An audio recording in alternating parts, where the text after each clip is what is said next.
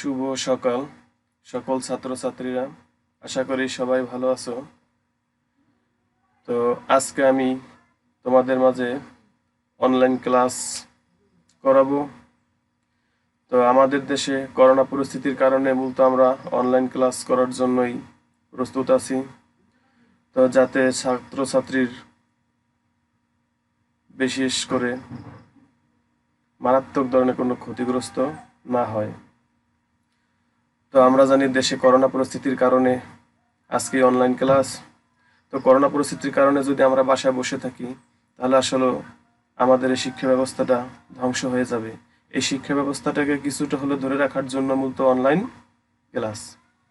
তাহলে আজকে আমি তোমাদেরকে যে পাঠ নিয়ে আলোচনা করব, চলো আমরা সরাসরি আমাদের স্ক্রিনে চলে যাই। তো যাওয়ার আগে আমি আমার পরিচয়টা দিয়ে নিচ্ছি। তো আমি হচ্ছি Ripon Joydhar, Ramzanpur ideal technical academy সহকারী শিক্ষক, বিএসসি গণিত। তাহলে শুরু করা যাক। আমরা সরাসরি আমাদের হোয়াইট বোর্ডে চলে যাই। অনলাইন ক্লাসে সকলকে স্বাগত। আশা করি সকল ছাত্রছাত্রীরা তোমরা সকলে ভালো আছো। তো করোনা পরিস্থিতির মধ্যে দিয়েও আমাদেরকে টিকে থাকতে হবে। তো করোনার কারণে আমাদের দেশে শিক্ষা ব্যবস্থার মারাত্মকভাবে প্রভাব ফেলেছে।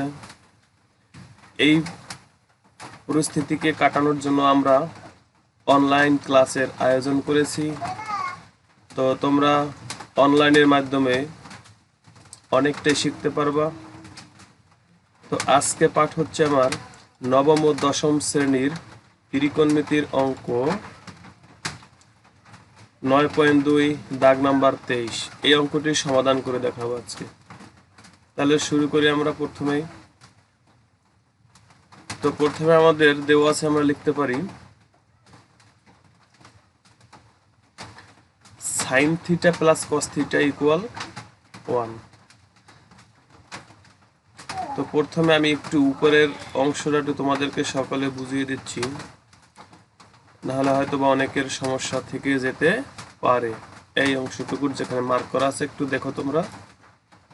এখানে থিটার মান হবে সেই সকল মানই যে মানটি হবে তোমার 0 ডিগ্রির চাইতে বড় অথবা সমান এবং 90 ডিগ্রির সমান অথবা ছোট, এই সকল মান হবে গ্রহণযোগ্য।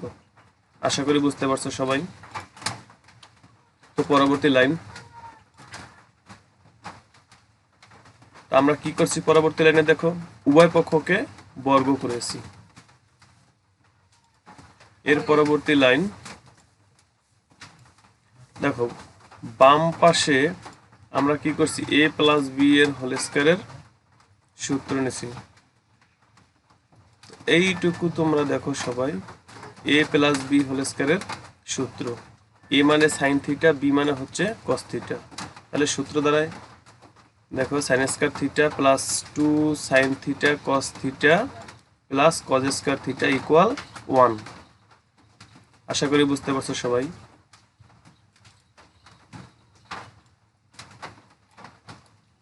তো এবারে আমরা পরবর্তী লাইনে চলে যাই। তো পরবর্তী লাইনে কি হবে তার একটু পূর্বাভাস দিচ্ছি এখনই। এই সাইন স্কয়ার থিটা আর কজ স্কয়ার থিটা তোমরা দেখতে পাচ্ছ, এই দুইটাকে আমরা পাশাপাশি লিখব।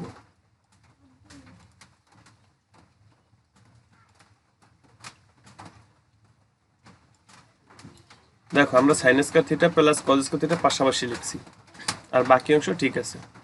তো পরবর্তী লাইন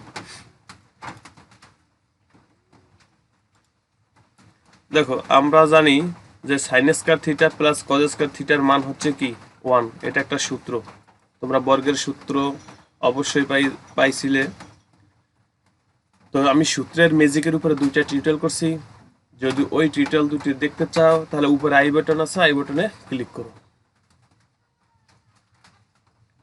এর পরবর্তী লাইন কি করছি দেখো, আমাদের যে বাম পাশের 1 ছিল, এই 1টা নিয়ে গেছি আমরা কোথায়, ডান পাশে। ছিল প্লাস হয়ে গেছে মাইনাস।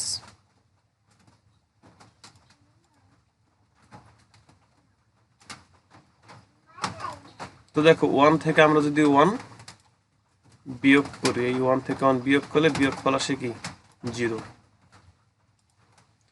তো এর পরবর্তী লাইন দেখো, এই যে বাম পাশে তোমরা 2 দেখতে পাচ্ছ, এই 2 কে আমরা 0 দ্বারা ভাগ করব। তাহলে চলো পরবর্তী লাইন দেখে নেই। তো দেখো আমি যেটা বলছি সেম সেটা কাজ করছি। এবারে 0 কে 2 দ্বারা ভাগ করলে ভাগফল আসবে কি 0। সুতরাং হয় sin θ সমান 0 অথবা cos θ সমান 0। এখানে আমাদের দুইটা অ্যান্সার বের হবে। দেখো sin θ এর মানও 0 এবং cos θ এর মানও 0। তো এরপর আমরা কি করব, দেখো একটার মান বের করব। প্রথমে আমরা sin θ এর মান বের করব। তাহলে আমরা লিখতে পারি বা sin θ ইকুয়াল 0। এর পরবর্তী লাইন আমাদের কি হবে একটু খেয়াল করো তোমরা সবাই।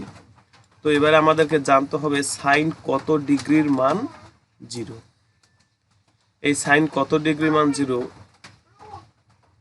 এটা যদি তোমরা শিখতে চাও তাহলে আমার একটি টিউটোরিয়াল তৈরি করা আছে, উপরে আই বাটন আছে, আই বাটনে তোমরা ক্লিক করো, ক্লিক করে দেখে নাও।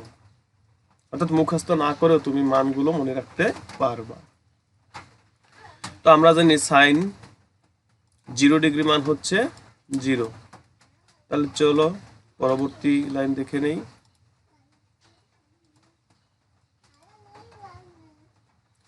তো দেখতে পাচ্ছ তোমরা পূর্বের লাইনে এখানে ছিল শুধুমাত্র 0, আমরা এখন লিখেছি সাইন 0 ডিগ্রি। তার মানে 0-এর পরিবর্তে লেখা যায় সাইন 0 ডিগ্রি।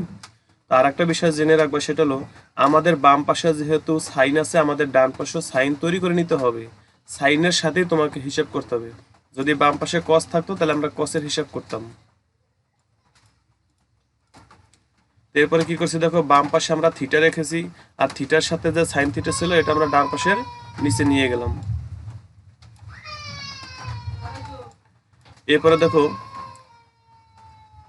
সাইন এবং সাইন কাটাকাটি করার পরে থিটা সমান পাই আমরা 0 ডিগ্রি। আশা করি এই মানটি সবাই বুঝতে পারছো।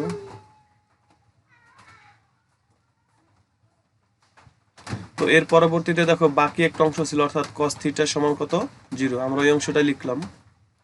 এরপর আমাদের জানতে হবে cos কত ডিগ্রি মান 0।